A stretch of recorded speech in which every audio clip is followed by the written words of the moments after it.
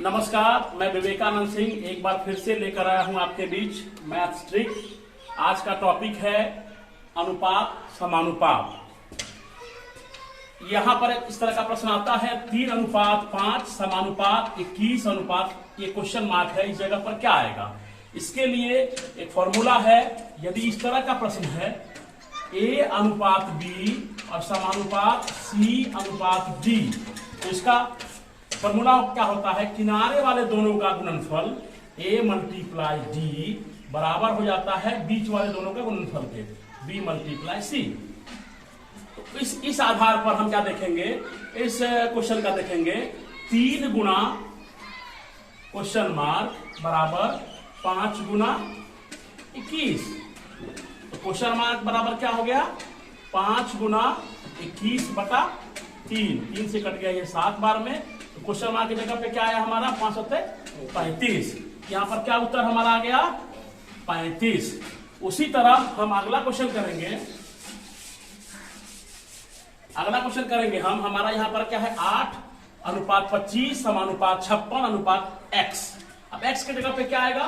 तो product of extremes, किनारे वाले दोनों का गुणनफल बीच वाले दोनों गुणनफल के बराबर होगा। 8 गुना x बराबर 25 गुना 56।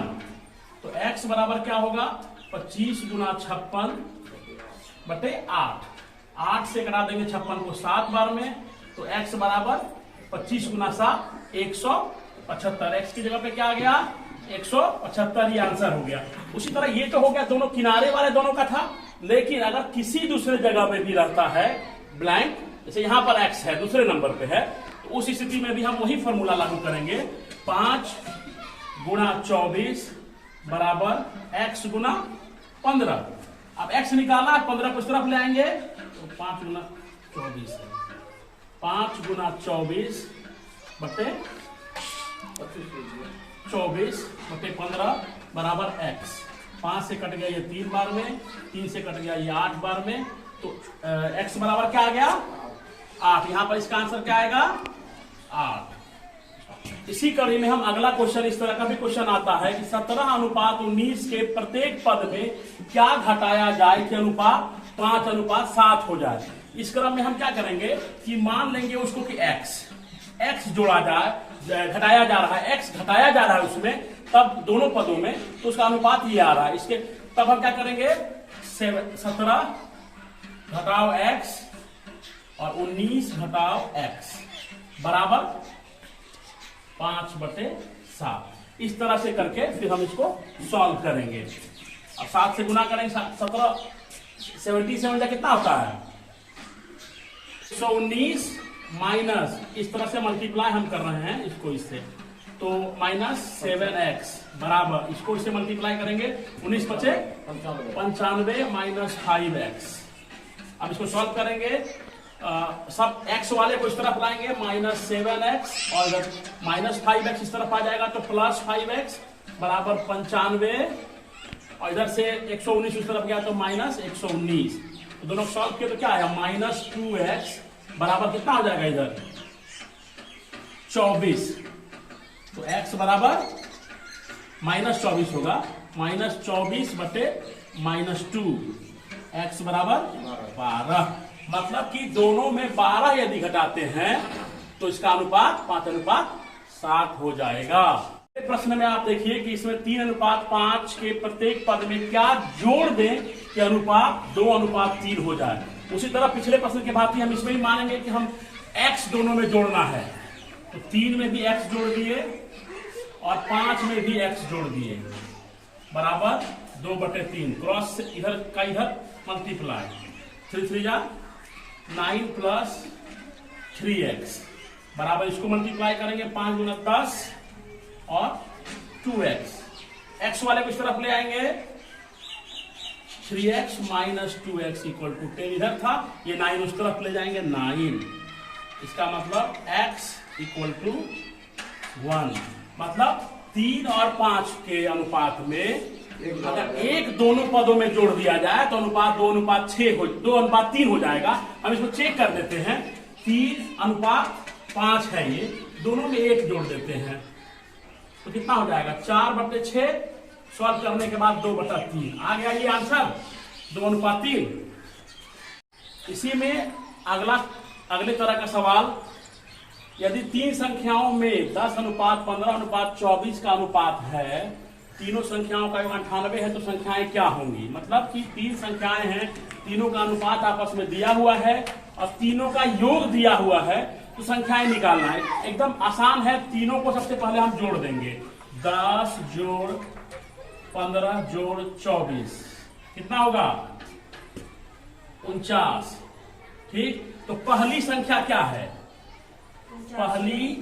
पहली संख्या क्या होगा, ये 98 जो योग था 98 बटा ये अनुपातों का जो योग आया वो बटा में कर देंगे और गुना पहला का अनुपात 10, तो ये कट गया 2 बार में बराबर। पहली संख्या क्या हो गई 10 गुना 2 20। दूसरी संख्या क्या होगी उसी तरह 98 बटा 49 गुना दूसरा अनुपात क्या था 15 से ये कटा 2 बार में बराबर 15 गुना 2 30।